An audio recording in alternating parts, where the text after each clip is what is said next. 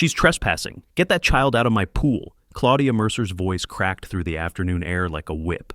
She stood at the gate in her pressed linen suit, clipboard in hand, eyes locked on my wife and our 3-year-old son. I was 10 feet away, towel in hand, when she jabbed a manicured finger toward my boy.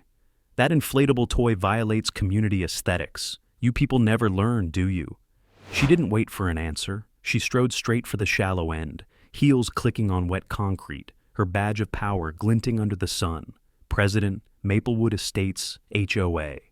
And then, before I could cross the deck, she grabbed my son by the arm. "You can't touch him," I shouted, but she'd already done it. Her fingers clamped around Noah's tiny throat like she owned the air he breathed. For half a second, the world went silent. The hum of the filter, the splash of water, even Melissa's scream, it all collapsed into that one sound, my son choking on fear. I ran, slipping on the slick concrete, adrenaline roaring. Claudia looked up, eyes wide but unrepentant. "I was stopping him from breaking the rules," she snapped, like that explained everything. "No," I said, pulling Noah from her grasp, my voice low and calm even as my heart thundered. "You just broke the law. If you've ever watched a bully realize she picked the wrong family, you know the look she gave me. Smug certainty turning to confusion, confusion to fear. That's why you need to stick around for this story, because in the next few minutes, every fake smile, every bogus fine, every abuse of power this woman built her little empire on is going to start falling apart. And if you've ever been trapped under the thumb of someone like her, subscribe right now, because what happens next isn't revenge. It's justice with paperwork. I'm Deputy Ethan Hale. I moved my family to Maplewood Estates to get away from noise and sirens, to give my wife a safe neighborhood, and my son a quiet childhood. I've spent 13 years in uniform enforcing laws that protect people from harm. What I didn't expect was to find the same kind of arrogance I lock up for a living, hidden behind HOA letterhead and fake smiles. Claudia Mercer wasn't just enforcing rules, she was rewriting them to feed her need for control. And the worst part? Everyone here acted like they had to take it. That pool, the one where she just put her hands on my son, was supposed to be our refuge. Noah's lungs still wheeze when he catches a cold. Every doctor we've seen says swimming helps him breathe stronger. That's why we moved here. Why we paid more than we could afford for a house near the water. Those morning swims were his therapy, his laughter echoing through blue ripples. To Claudia, though, it was just visual clutter. She'd fined us twice before for the same inflatable duck she now used as justification to assault a toddler.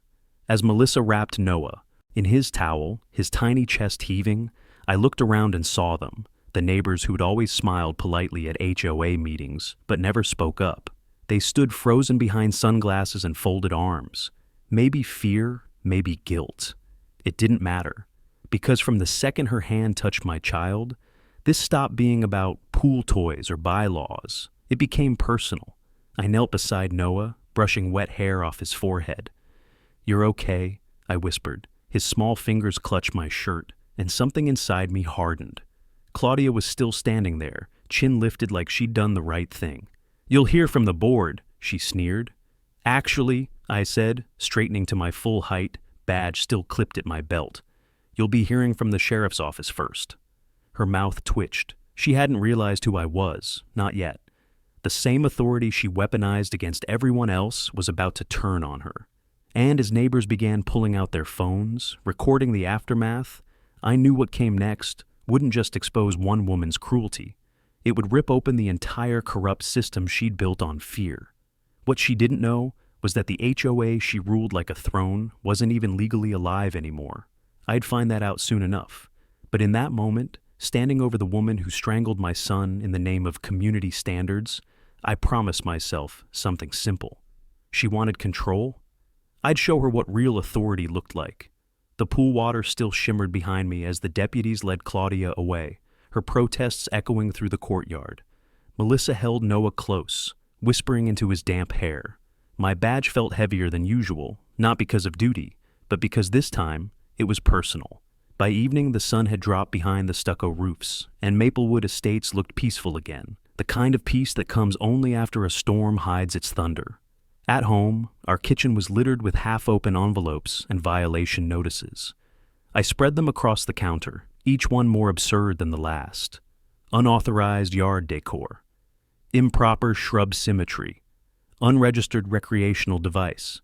Each citation signed in that same confident scrawl. Claudia Mercer, HOA president. She'd turned the bylaws into weapons, and we'd been her favorite target since the day we moved in. Melissa sat at the table, her eyes red from crying. "I still see her face," she whispered. The way she looked at him, like he was something to correct. I didn't answer. I was busy organizing the papers chronologically, an old habit from case reports. Every fine, every warning, there was a pattern here, one that felt deliberate. Claudia didn't enforce rules. She created violations to justify her own control. It was the same power play I'd seen 100 times on the job, just dressed in HOA language instead of criminal code. I glanced at the photo taped to the fridge, Noah grinning with his yellow float, Melissa behind him. The memory hit harder than I expected. That little toy she called visual clutter was the one thing that made him laugh through his breathing treatments. And now, the same object had become her excuse to lay hands on my child. My jaw tightened. "She's not done," I said quietly. "People like her never are. They think the rules make them untouchable." Melissa looked up. "What can we even do? She runs this place." I slid the latest notice across the table, the ink still damp where she'd marked the fine in red. "Not anymore," I said. She broke the one rule that matters, criminal law. But even as I said it, I knew she'd find a way to twist it. People like Claudia didn't retreat when caught. They doubled down, hiding behind procedure until no one remembered what started it. Outside, sprinklers hissed in rhythmic bursts, and the smell of wet grass drifted through the open window. Across the street, porch lights flickered on one by one, each house a silent witness. I could feel eyes behind curtains, neighbors pretending not to stare, afraid their names would be next on her list. Fear was her leash, and she'd wrap this entire community in it. I wasn't the first to feel her bite, just the first to push back. I gathered the letters into a neat stack and dropped them into a file box labeled HOA Records. Old habit again. Document everything. Stay calm, stay methodical. When you've worked enough crime scenes, you learn that power leaves fingerprints. She'd left hers on every envelope in this house. Melissa broke the silence. "Do you think she'll come after us again?" I looked out the window where the streetlight threw long shadows across our driveway. "If she's smart, no," I said. "But people like Claudia mistake fear for control, and that's when they get sloppy." I leaned back in my chair, scanning the latest letter, dated yesterday. She'd issued it before the incident at the pool, which meant her campaign had been planned, not impulsive. The phone buzzed. A text from Officer Diaz, one of the deputies who'd taken her statement. "She's already calling her lawyer," said she was restraining a danger. I stared at the screen, disbelief giving way to grim amusement. Of course she was rewriting the story, she always had. But this time, she'd chosen the wrong narrative to manipulate. There was a video, eyewitnesses, and a deputy father whose patience had officially run out. I went to Noah's room. He was asleep, clutching that same yellow float under his arm, as if afraid someone might take it away. His breathing was steady now, soft and rhythmic. I sat on the edge of the bed, tracing the bruise just below his jawline, the faint mark where her fingers had pressed too hard. Every second of restraint I'd shown at that pool came rushing back, like static in my veins. But anger wouldn't win this. Precision would. Back in the kitchen, I started writing. Time of incident, witness names, officer arrival, everything logged and factual. Melissa poured coffee, silent but watching. "You're building a case," she said finally. "No," I corrected. "I'm building a wall she can't climb." I didn't know it yet, but that wall would expose something far bigger than assault. It would reveal that the empire Claudia Mercer built on authority was already rotting beneath her feet. 2 days after the pool incident, Maplewood Estates looked untouched, like nothing had happened. The HOA clubhouse sat at the center of it all, white stucco, tinted windows, and a flagpole that gleamed too clean for a place so rotten. I parked out front and watched a handful of cars pull in, residents trickling inside for the emergency board session. Claudia had wasted no time trying to reassert control. Even facing an assault charge, she'd called a meeting to restore order. That was her language for rewriting the truth. Inside, the air was cool and perfumed, a calculated civility. Claudia sat at the head of the long table in a coral blazer, bruised pride hidden under practiced composure. "We'll begin," she said, her voice clipped, eyes darting past me like I wasn't there. The board members avoided looking my way. Only one met my gaze, Tessa Wilburn, the treasurer. Her shoulders were tight, fingers tracing the rim of a paper cup she hadn't drunk from. She looked like someone standing in the middle of a burning bridge, not sure which side would collapse first. Claudia started with her statement. "Recent events at the community pool have been mischaracterized. There was no assault, only an unfortunate misunderstanding involving a child in distress." Her tone was syrup smooth, rehearsed. "Our bylaws are clear on pool safety. I acted in accordance with them." My jaw clenched. She was rewriting reality while I stood 5 feet away. When she gestured toward me, "Deputy Hale has expressed his interpretation." The word landed like an insult wrapped in sugar. Tessa flinched. Not much, just a twitch of her hand on the cup, but I caught it. Guilt makes the body speak before the mouth can. Claudia droned on about community integrity, ignoring the fact that every parent in the neighborhood now whispered the same word behind her back: monster. When she finally opened the floor for statements, no one moved. You could hear the hum of the AC, the soft creak of leather chairs, the fear of dissent. I stood slowly, voice calm but sharp. "If you're going to invoke bylaws," I said, "then you should also know Section 4.6. Conduct that endangers a resident constitutes immediate removal from duty pending review." Claudia stiffened. "This isn't a legal proceeding, Deputy," she snapped. "Then it shouldn't feel like one," I replied. Her eyes narrowed, but her control slipped for half a second. It was enough. That's when Tessa spoke, her voice barely above a whisper. "Claudia, maybe we should postpone until after your hearing." The room went still. You could almost hear Claudia's ego cracking under the suggestion. "Excuse me?" she said, that lawyerly tone rising again. Tessa's hands tightened around her cup until the paper bent.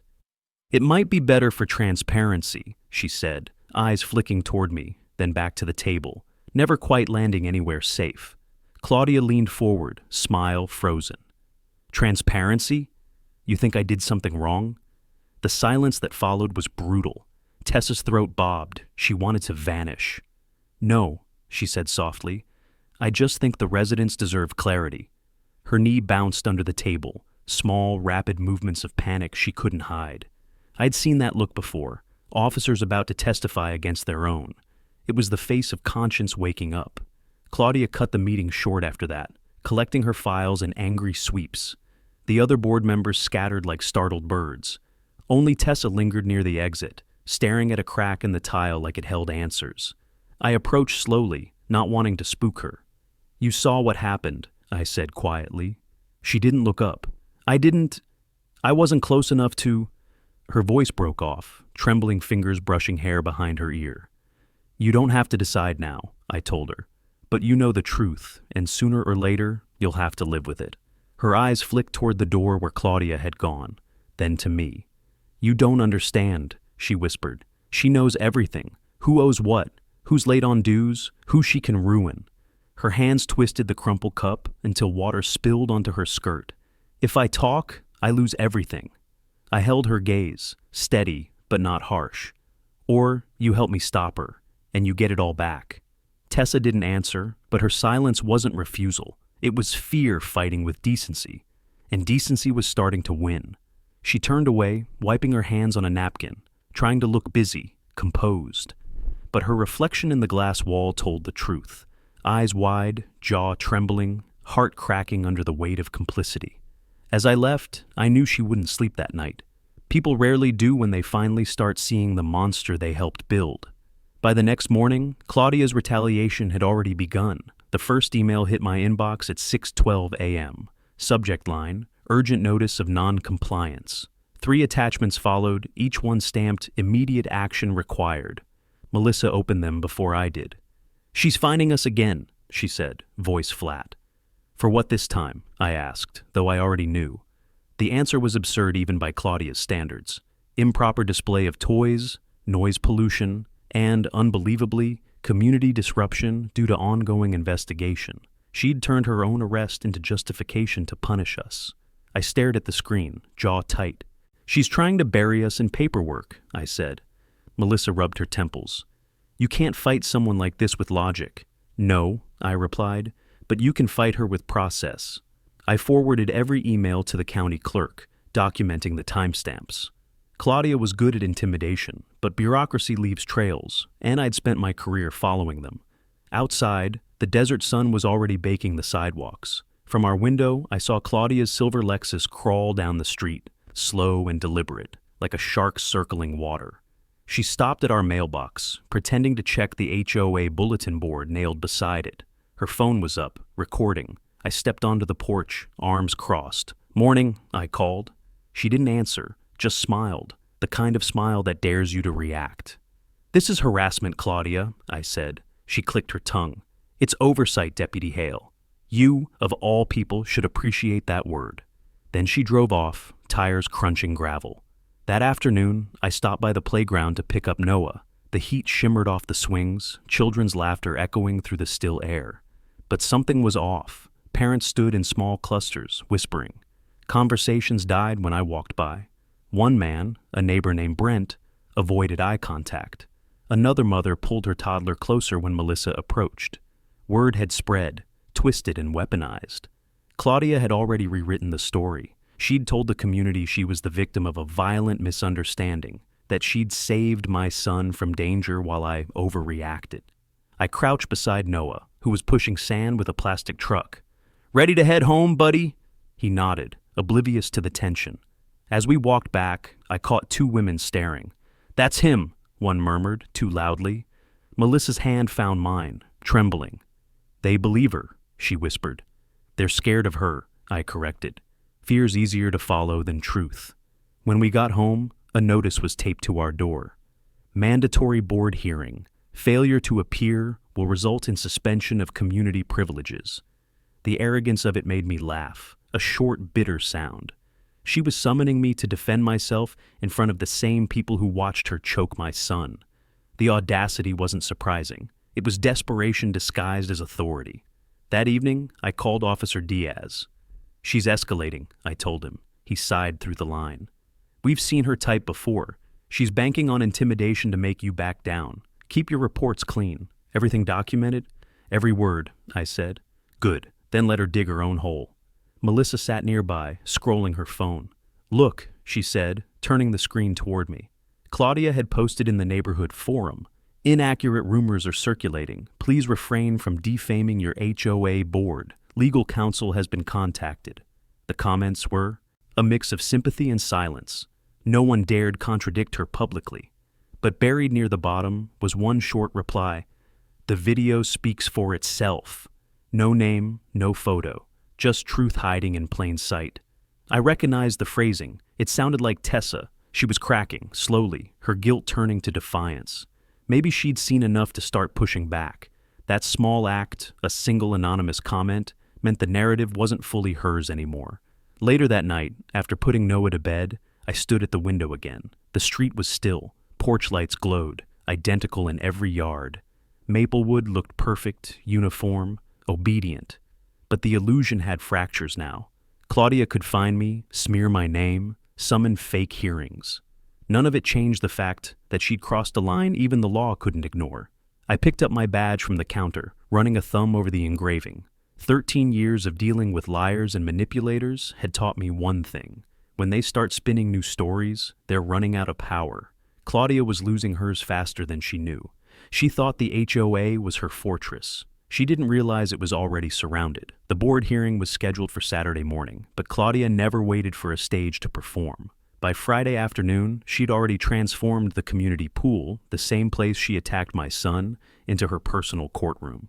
Streamers, a podium, and a banner that read, "Safety First, Rebuilding Trust in Maplewood Estates." It was a PR stunt masquerading as redemption, and half the neighborhood showed up, lured by free lemonade and fear of missing whatever punishment she planned next. Melissa begged me not to go. "She's baiting you," she said, folding Noah's towel into her bag. "You step into that pool area, she'll twist anything you say." I kissed her forehead. "Then I'll give her something she can't twist."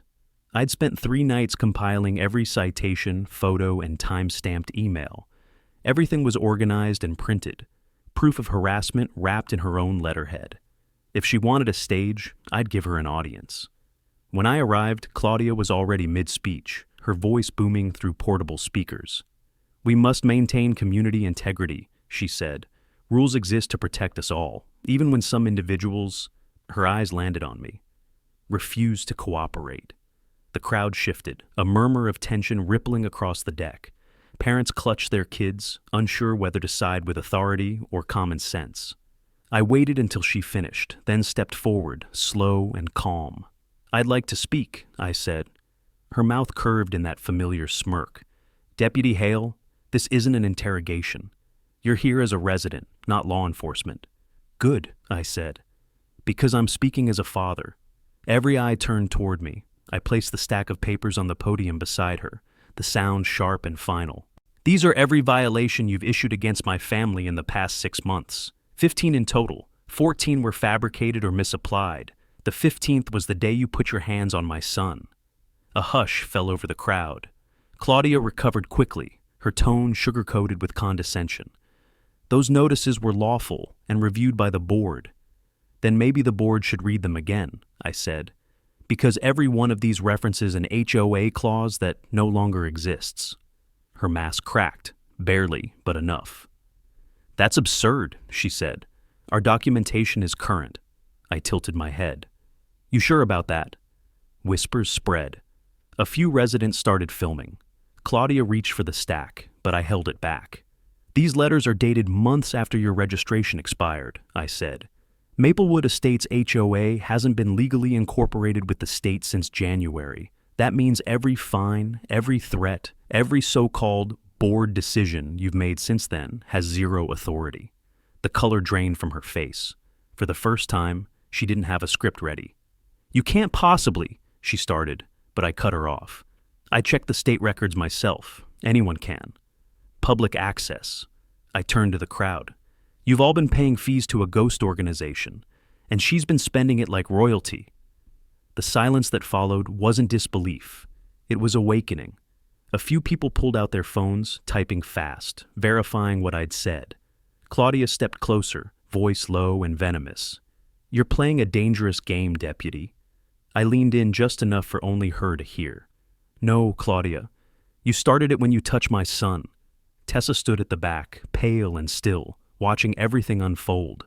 When Claudia turned to the board for backup, Tessa didn't move. Not a word, not a nod. Her silence was louder than any accusation. Finally, she whispered, almost to herself, "He's right." The crowd heard it anyway. Claudia's composure shattered. "You ungrateful," she began, but the words tripped over her rage. 2 residents stepped forward. Brent, the quiet neighbor who never spoke at meetings. Anne Maria, who'd once been fined for her garden hose being too visible. Brent crossed his arms. "So, we've been paying dues to an illegal HOA?"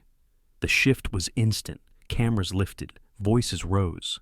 Claudia tried to shout over them, but the tide had turned. She was no longer the enforcer, just noise against a wall of realization. I didn't need to say another word. The truth had started moving on its own. Melissa arrived midway through the chaos, holding Noah's hand. She saw me by the podium and stopped, relief and pride mixing in her eyes. "It's over?" she asked softly. I looked at Claudia pacing near the gate, frantically on her phone, cornered by her own rules. "Not yet," I said, "but it's close." The siren that echoed moments later. It wasn't for drama, it was for record. Officer Diaz stepped out of his cruiser, clipboard ready. "We got a call about a disturbance," he said, looking at Claudia. "Guess who made it?" I handed him the file I'd prepared. "Good timing," I said. "You'll want to see this." Officer Diaz followed me toward one of the picnic tables near the pool where the crowd had gathered in clumps, whispering, recording, arguing. Claudia stood apart, pacing, phone pressed to her ear.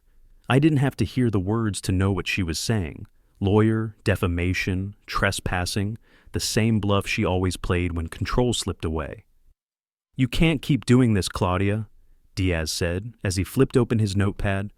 "You're obstructing an active investigation. You were advised to stay clear of the victim's family." "Victim?" she barked. There is no victim. It was an accident. He didn't respond, just started writing. That silence did more damage than any accusation. Melissa stayed by the gate with Noah, her eyes scanning the faces around us. The neighbors who used to avoid me now whispered my name like it carried weight. Some nodded, others just watched. Fear was thinning into curiosity. "We'll take her statement again," Diaz told me quietly. "But it's good you kept the records clean. County's already asking for copies." His words landed heavy. County. That meant the wheels were turning above HOA level, exactly where I needed them. Claudia tried one last play. She marched toward me, chin high. "You think you can ruin me with your petty accusations? You don't understand how HOAs work."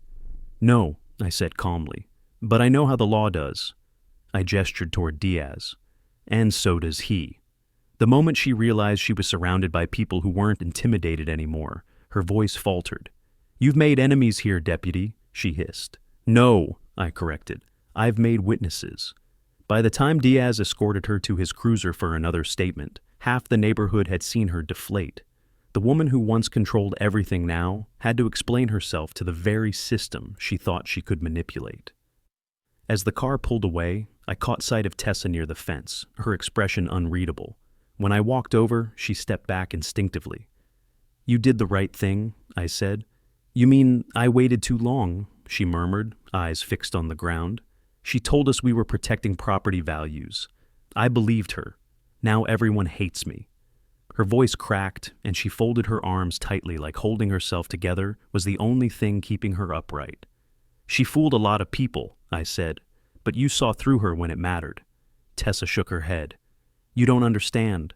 I helped her forge renewal minutes last year." I froze. "You what?" "She said it was just to streamline the paperwork, but the dates, she made me backdate. Signatures. I didn't know what it meant then." Her hands trembled as she spoke. "I thought she was cleaning up records." That was it. The missing link. The expired registration wasn't an accident, it was a cover-up. I stepped closer, lowering my voice. "Tessa, listen to me. If you have proof, emails, drafts, anything, turn it over to the county. They'll treat you as a cooperating witness, not an accomplice." Her breath hitched. "You really think that'll protect me?" "It's the only thing that will," I said. "She's already falling apart. When the truth comes out, you'll want to be standing on the right side of it." Tessa nodded slowly, eyes glistening. "I'll find what I have," she said, barely audible. She kept copies on her office computer. That was all I needed to hear. Then start there, quietly. I watched her leave, her shoulders hunched, the guilt still heavy but moving toward redemption. As the crowd dispersed, Melissa joined me by the gate. "It's spreading," she said, showing me her phone. Social media posts, screenshots, messages, neighbors confirming what I'd revealed. A dozen people had already called the county compliance line. "You just started a wildfire," she said. I nodded. "Good. Fire cleans." That night, the quiet felt different. Not peace, just the pause before something bigger. I sat at the kitchen table, updating my report, when Noah's cough echoed from down the hall. Melissa called out softly, "He's okay, just asleep." The sound settled something in me. That pool, that air, that water, everything we moved here for was safe again, at least for now. My phone buzzed. A message from Diaz. "County investigator wants to meet. Monday." They're reviewing HOA incorporation files. I exhaled slowly. Step 1 of the victory strategy, external authority intervention, was officially in motion. For the first time since this began, I wasn't fighting alone. Outside, the sprinklers clicked on, spraying across the empty lawns, washing away the day's dust. For months, Maplewood Estates had hidden its rot under perfection. But tonight, under the hum of water and streetlights, the truth felt louder than her rules. And by Monday, the whole system she built on fear would start collapsing, one recorded fact at a time. Monday came heavy with heat and silence. The kind of silence that means people are waiting for something to break. I'd barely poured my first coffee when a soft knock came at the door. Through the peephole, I saw her, Tessa Wilburn, pale and trembling, clutching a brown folder against her chest like it might vanish if she loosened her grip. Melissa appeared behind me, worried. "It's her," I said quietly. "Let me handle it," When I opened the door, Tessa's eyes darted past me, scanning the street before she stepped inside. Her voice was barely a whisper. I shouldn't be here. If Claudia finds out, she'll destroy me. She's already destroying herself, I said, motioning toward the kitchen. She sat at the table, shoulders hunched, that folder pressed tight. You said you needed proof, she murmured. I think this is it. She opened the folder slowly, revealing printed emails, meeting notes, and a USB drive. Each paper was marked with Claudia's digital signature. She made me type most of these, Tessa said, her hands shaking as she laid them out. Backdated filings, altered renewal dates, fake witness acknowledgments. We were supposed to submit them to the state after the last election, but she never did. She just kept the files in a private folder labeled drafts, said we'd finalize them later. I leaned forward, scanning the emails. One stood out immediately, an internal note from Claudia to Tessa dated 7 months back. Keep this between us. The state won't notice if we renew next quarter. I'll deal with the Hale situation personally. My pulse spiked. She'd been targeting my family since before we even moved in. She planned this, I said quietly. She didn't just enforce the rules, she built new ones to trap people. Tessa's eyes filled with tears. I thought I was helping her keep order. She said without structure everything would collapse. Structure doesn't mean control, I said. It means accountability. She gave a short, bitter laugh. There's a word she never understood. Melissa joined us, offering Tessa a glass of water. You're doing the right thing, she said gently. It doesn't feel like it, Tessa whispered. I've been lying for her for over a year. People lost money because of me. And people suffered because of her, I said. You're fixing that now. She looked up, tears streaking down her face, and nodded. There's more, she said. Claudia's been collecting dues through a separate account. Not the HOA one, her personal business account. She called it an operational fund. I didn't realize it until last week, when I balanced the books for the auditors she claimed were coming. I frowned. You have access? Partial, she said. Enough to show she diverted payments. It's all on the drive. I exhaled slowly. What she'd just handed me wasn't just corruption. It was felony-level fraud. Tessa, I said carefully, you need to take this to the county investigator, not me. You'll get immunity if you cooperate fully. Her fingers twisted around the folder's edge. I'm scared, she said. She's not just powerful here. She has friends, lawyers, bankers, people who owe her favors. Then we go bigger, I said. When you hand this over, I'll make sure it's copied to the Attorney General's office. Once it's public, she can't bury it. Tessa stared at me for a long moment, breathing shallowly, then nodded. Okay, she whispered. But I need you there. I'll be there, I promised. We drove in separate cars to the county office. The building stood flat and beige under the glare, the kind of place where truth either vanished or took root. Inside, the investigator, a gray-haired man named Wexler, met us in a small conference room. Tessa placed the folder on the table with shaking hands. It's all there, she said. Emails, drafts, the bank summaries. She used me to make it look clean. Wexler's brow furrowed as he skimmed the first page. You understand what this means, ma'am? This isn't just HOA mismanagement. It's financial misappropriation and falsified records. We'll need sworn statements. Tessa swallowed hard. I'll do it. After she signed, Wexler turned to me. Deputy Hale, you might have just helped us open a case that goes well beyond this neighborhood. I met his gaze evenly. Then you'd better move fast. She's already spinning her next story. When we stepped back into the sunlight, Tessa's face looked different, still pale, but lighter somehow. You think this will really stop her? She asked. No, I said. This will end her. She nodded once, firm, then turned toward her car. For the first time, her hands weren't shaking.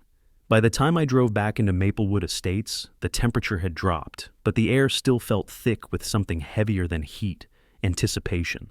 The neighborhood had gone strangely quiet, like everyone sensed the tremor beneath the surface but didn't know where it would break. Melissa was waiting on the porch when I pulled in. You heard? She asked. I shook my head. Heard what? She handed me her phone. A message thread from the neighborhood forum glowed on the screen. Claudia's latest post. Certain individuals have spread defamatory claims about our HOA's status. All dues remain legally binding. Please refrain from participating in slander or face immediate legal action.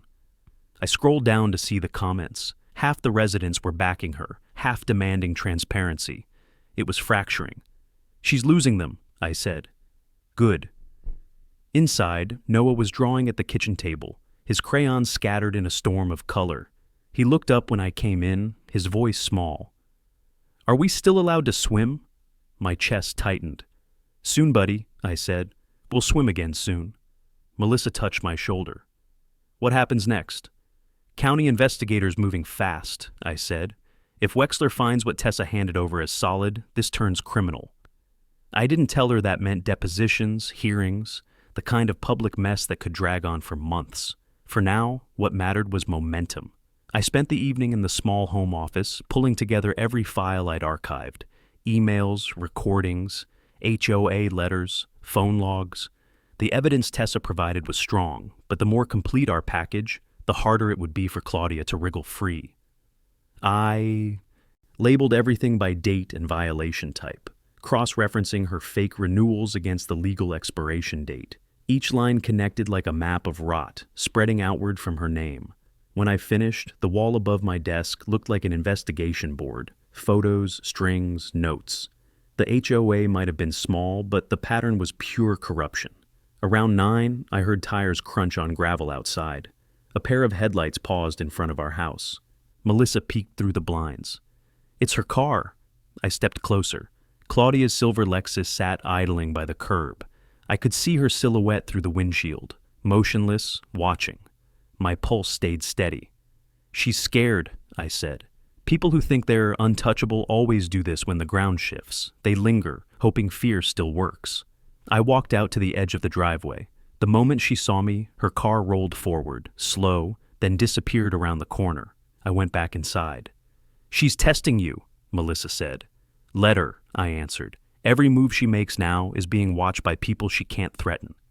My phone buzzed then, a message from Wexler. Received data from Drive, verified fraudulent filings, State Compliance Office alerted, expect formal action within 72 hours. I read it twice before showing Melissa. Her eyes widened. So it's real? It's real, I said. She's finished. But I knew better than to underestimate a cornered opponent. The next day I drove to the sheriff's department to meet with Diaz. His desk was cluttered with reports and coffee cups. You've kicked a hornet's nest, he said as I sat.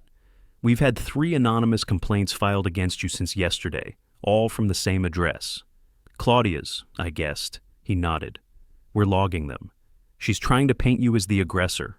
Don't engage publicly. Let the county handle it. I gave a short laugh. After everything, you think I'd lose my temper now? He smirked. I've seen stranger things. Before leaving, I dropped off a copy of the file set Wexler requested. Chain of custody, timestamps, everything airtight. You really think this will reach the AG's office? Diaz asked. It already has, I said. Wexler copied them this morning. His brows lifted. Then she's done. When I got home that evening, the sun was setting behind the rooftops, throwing long shadows across the street. A few neighbors waved awkwardly, cautious but curious. The fear was fading from their eyes, replaced by something else. Hope, maybe, or anger, ready to find a target. The community that once whispered in submission was waking up. Melissa met me at the door with Noah, asleep in her arms. It's starting to feel different here, she said quietly. I looked past her to the pool lights flickering in the distance. It's not over yet, I said, but the truth's finally louder than her rules. Upstairs, I added one last note to my board. 72 hours. In 3 days, the county would act. And when they did, Maplewood's perfect facade would crumble for good. 3 days felt longer than a deployment. I spent each one tightening the walls around Claudia's collapsing kingdom, step by step, hour by hour. On the 3rd morning, I left home early, the air cool and sharp, and drove straight to the sheriff's department. Officer Diaz was waiting near the briefing room with a fresh set of forms. Wexler sent the report, he said, tapping the folder. Financial misconduct, falsified filings, obstruction. It's officially criminal now. I skimmed the first page, Claudia Mercer, named respondent. My pulse slowed to something steady. How long before the warrant? County judge signs this afternoon, he said. Once it's active, we'll coordinate with compliance and your department. They want it handled quietly. I nodded. It won't stay quiet for long. Back at Maplewood, the neighborhood didn't look the same. The manicured perfection felt tense, like the air itself knew something was coming.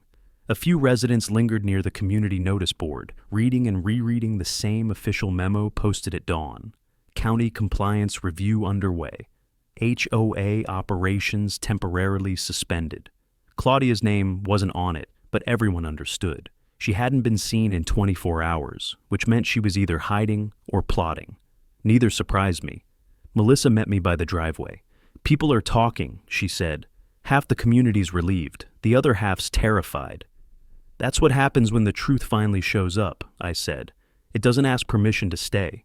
She nodded, but glanced toward the pool. The gate was locked, a bright orange notice zip-tied to the fence. Access restricted pending safety review. For the first time, the place looked empty, almost peaceful. "He keeps asking when he can swim again," she whispered. "Soon," I said again, "when it's safe for him, not for her." That afternoon, I gathered everything: duplicate drives, printouts, signed witness statements, and drove to the county building for a final review with Wexler. The conference room smelled of stale coffee and government dust. He sat behind a pile of files so thick it looked like a barricade. "You built this case well, Deputy," he said without looking up. "Every trail she covered, you documented." I shrugged. "She did most of the work for me. She couldn't help leaving fingerprints." "Arrogance always does," he muttered. Then he handed me a copy of the warrant draft. "It'll go live at 1600 hours. Once it does, she's no longer HOA president. She's a suspect." Outside, the courthouse steps were crowded with reporters. Word had leaked. Microphones, cameras, the buzz of public curiosity. It was no longer a quiet investigation. I walked through them. Without comment. They didn't need a quote. The paperwork would speak for itself soon enough.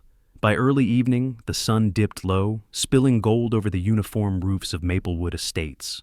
I drove home, with the warrant sealed in an envelope beside me. The radio crackled with updates. County compliance confirmed the HOA's expired status. Asset accounts frozen pending review. Every piece of her empire was locking down. Still, one thought kept circling. Claudia wouldn't go quietly. People like her never did. When I turned onto my street, I saw a crowd gathered by the clubhouse. Voices, sharp and angry, cut through the warm air. I parked and approached, instincts kicking in. Claudia was back, standing on the clubhouse steps, shouting into a portable mic. "These accusations are lies!" she screamed. "I've served this community for 12 years. This is a witch hunt by outsiders." Her face was red, her hair pulled back too tight. But she wasn't confident anymore. She was cornered. Tessa stood a few feet away, phone in hand, recording. I caught her eye, and she gave a small nod, steady, resolved. Behind her, Brent and Maria stood with other residents, holding printed copies of the county notice. "You lied to us," Maria said. "We paid you thousands." Claudia ignored her, waving papers in the air. "The board stands united," she shouted, but when she looked around, no one moved. The unity she'd built on fear had dissolved into silence. I stepped forward, voice calm. "It's over, Claudia." She turned on me, eyes wild. "You think this ends because you made some calls? You have no idea how much power I have." "Not anymore," I said. "Judge signed the warrant an hour ago." I held up the envelope. "County's freezing your accounts, reviewing every transaction. You're done." Her mouth opened, then closed. She looked to the crowd, waiting for someone to defend her. No one did. The silence stretched until it snapped. "You'll regret this," she hissed. "Maybe," I said, "but at least my son can breathe again." She tried to push past me, but Diaz appeared behind her, badge glinting under the fading light. "Claudia Mercer," he said, his voice professional and final. "You're under investigation for fraud and falsification of records. You'll need to come with us." The crowd didn't cheer. They just watched. Some filmed, some whispered. Claudia's shoulders sagged as Diaz guided her toward the cruiser. Her heels clicked once, twice, then stopped. And as the car door closed, Maplewood Estates exhaled for the first time in years. When the cruiser pulled away, the crowd broke apart slowly, like a tide retreating after a storm. No one clapped, no one shouted. Just relief, a stunned, exhausted kind that didn't know what to do with itself. For the first time since we'd moved to Maplewood Estates, the air felt breathable. Melissa came up beside me, holding Noah against her shoulder. "Is it really over?" she asked. I watched the cruiser disappear down the road, red lights flickering against manicured lawns. "Almost," I said, "but not until the paperwork catches up." That night, I barely slept. Between phone calls, reports, and statements, the house buzzed with low voices and tapping keys. The county wanted full cooperation, and I gave them everything: digital drives, witness lists, copies of every forged renewal Tessa had provided. At midnight, I sat at the kitchen table, the yellow pool float beside me, its color faded but unbroken. It wasn't just a toy anymore. It was evidence of what she'd tried to control and what she couldn't. By morning, the entire subdivision was awake. Cars crept by our house slower than usual. Neighbors waved cautiously, like they weren't sure which side of history they had stood on. Tessa stopped by early, her hair pulled back, eyes tired but clear. "The board's been dissolved," she said. "County suspended operations for 30 days pending reformation." "And Claudia?" I asked. "She's out on bail, but the hearing's already scheduled." She hesitated, then smiled weakly. "They're calling it a community reorganization meeting. Everyone's invited, even you." "Especially me," I said. The meeting took place that evening at the town community center, neutral ground. No banners, no clipboards, no power plays. Just folding chairs, microphones, and a room full of people learning what freedom sounded like. I stood at the back with Melissa and Noah, watching as residents shuffled in. Some were nervous, others determined. It wasn't anger that filled the room. It was readiness. Wexler opened with a statement from the county. "As of today, Maplewood Estates HOA is officially suspended. All accounts and financial assets are frozen pending audit. Residents will have the option to restructure or dissolve the organization entirely." Murmurs filled the room. The system that had ruled their lives for years was gone in a single sentence. Tessa took the floor next. Her voice trembled at first, but steadied quickly. "I want to apologize," she said, "for my silence, for my part in letting this happen. I believed in rules because I thought they protected us. I forgot that power without oversight only protects itself." Her words hung in the air. Then Brent stood, clapping once. Soon others followed, quiet but sincere. Forgiveness wasn't instant, but it had begun. When Wexler invited me to speak, I didn't walk to the front. I stayed near the back, voice low but clear. "You all saw what happens when authority goes unchecked," I said. Claudia wasn't just one person. She was what happens when people stop asking questions. I'm not here to lead. I'm here to remind you. You don't need permission to live freely. No applause followed, just a shared silence that meant something deeper. Understanding. After the meeting, Melissa and I stepped outside into the cool air. The parking lot lights cast soft halos on the pavement. "You think they'll rebuild?" she asked. "Maybe," I said, "but it won't ever look like it did before." Before we left, Tessa caught up to us. "County approved your suggestion," she said. "They're placing the pool under temporary city management. They'll inspect and reopen it by summer." Melissa smiled for the first time in days. "He'll love that," she said, glancing at Noah, who was half asleep in her arms. "They're renaming it too," Tessa added quietly.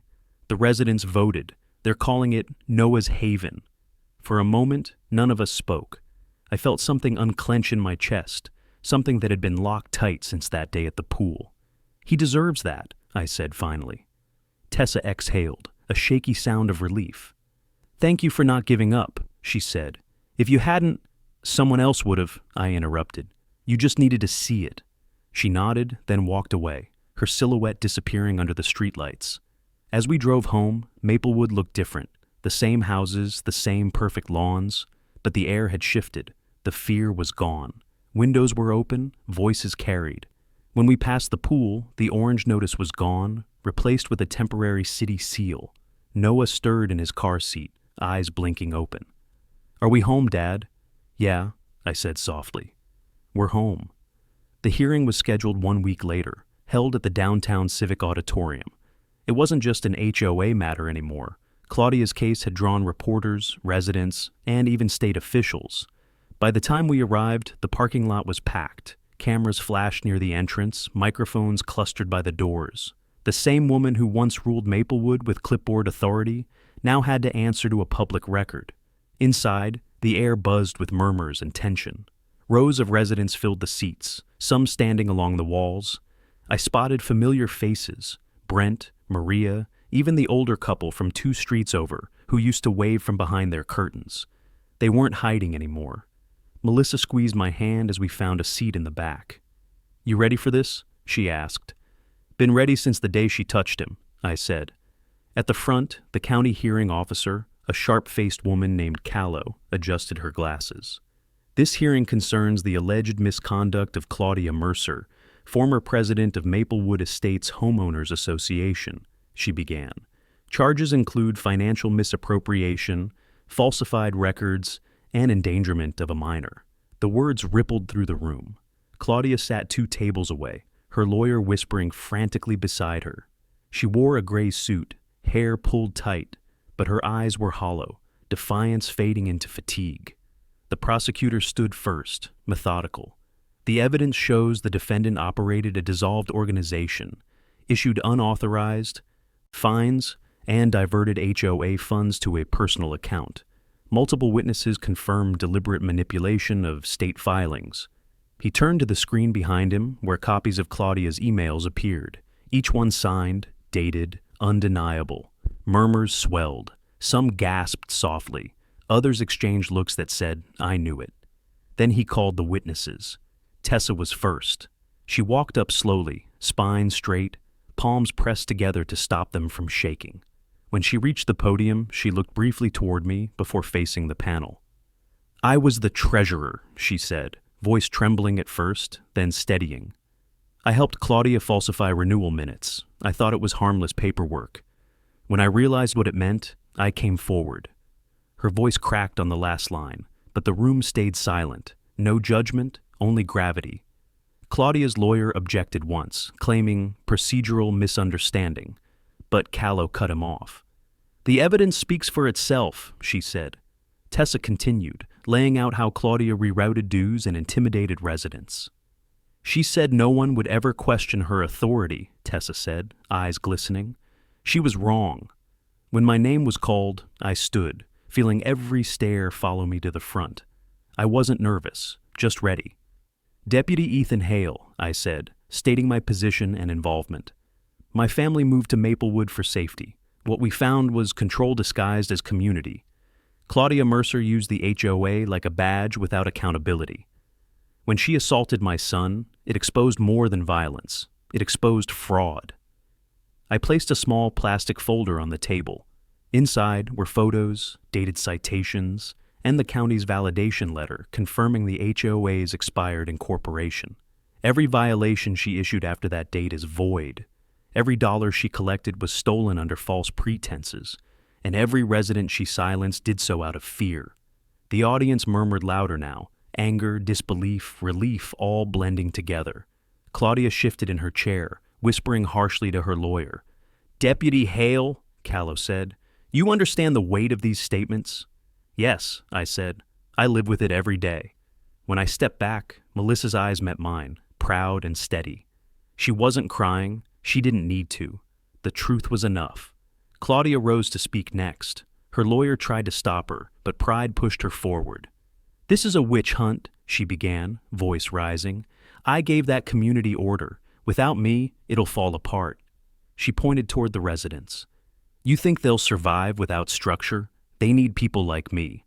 The crowd erupted, not in anger, but laughter, short, sharp, liberating laughter that rolled through the room like thunder, the sound of an entire neighborhood breaking free.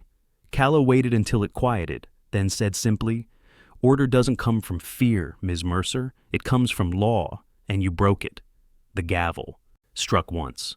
"We recommend full restitution, permanent removal from all HOA leadership, and referral to state authorities for prosecution." The hall went still. Then applause began, small at first, then swelling, echoing off the high ceiling. Tessa covered her mouth, tears streaming. Melissa reached for my hand, whispering, "It's done." Claudia was escorted out by deputies, her clipboard confiscated as evidence. The crowd parted silently, watching her pass like a ghost of authority that no longer mattered. Outside, the evening light fell soft on the courthouse steps. Neighbors lingered, talking freely for the first time.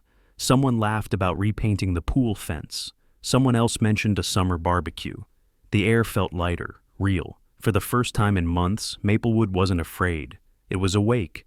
The week after the hearing, Maplewood Estates felt like a different world. The fences gleamed, the lawns looked the same, but the silence, the tense, watchful kind, was gone. For the first time, laughter carried across the cul-de-sacs again. Kids rode their bikes down the main road without parents peering anxiously through blinds. The air smelled like summer instead of suspicion. Claudia Mercer's name was still whispered, but only as a warning now, not a threat. I drove past the pool that morning, coffee in hand, and saw workers repainting the fence. The new sign hung half-covered in a tarp. "Revealing at noon," one of them told me with a grin. The sound of hammers against fresh wood felt like a heartbeat. It wasn't just maintenance, it was resurrection. When I pulled into my driveway, Melissa was on the porch watering the plants, the sunlight catching in her hair. Noah sat beside her, sketching something on a notepad. "Big day?" she asked. "Big enough," I said. "The county's finalizing oversight. Once they transfer management, it's officially public." She smiled. "No more fines?" "Not one." After breakfast, we walked to the community square. Dozens of residents had gathered, families, retirees, even the ones who used to avoid me. Tessa was there too, talking quietly with Wexler. Her testimony had carried the most weight, and though she'd paid a steep emotional price, she looked freer now. Brent and Maria waved from a picnic table stacked with cookies and lemonade, their old fear replaced by energy. For the first time, this place actually felt like a neighborhood. The tarp came down right at noon.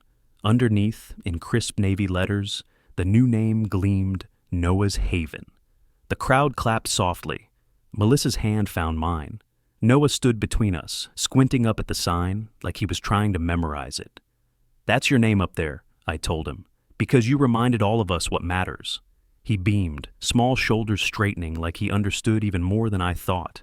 A city representative stepped forward, clipboard in hand, but smiling. "Effective today, this pool is under municipal management, safety checks passed, community access restored." Applause rose again, louder this time. Tessa stepped toward me afterward, eyes glistening. "You made this happen," she said. "No," I replied. "You did when you stopped her." She looked down, embarrassed but proud. "I didn't know how to fix it." "You learned," I said. "That's more than most ever do." Later that evening, after the crowd dispersed, I stood at the pool's edge as the sun set. The water glowed gold and blue, calm, reflecting the sky instead of chaos. Noah splashed nearby, his laugh echoing through the air, pure and unafraid. Melissa sat on a lounge chair, reading, her shoulders finally relaxed. For months, this place had been poisoned by fear and greed. Now, it felt clean again. Tessa joined us quietly, holding a small envelope. "What's this?" I asked. "Final audit report," she said.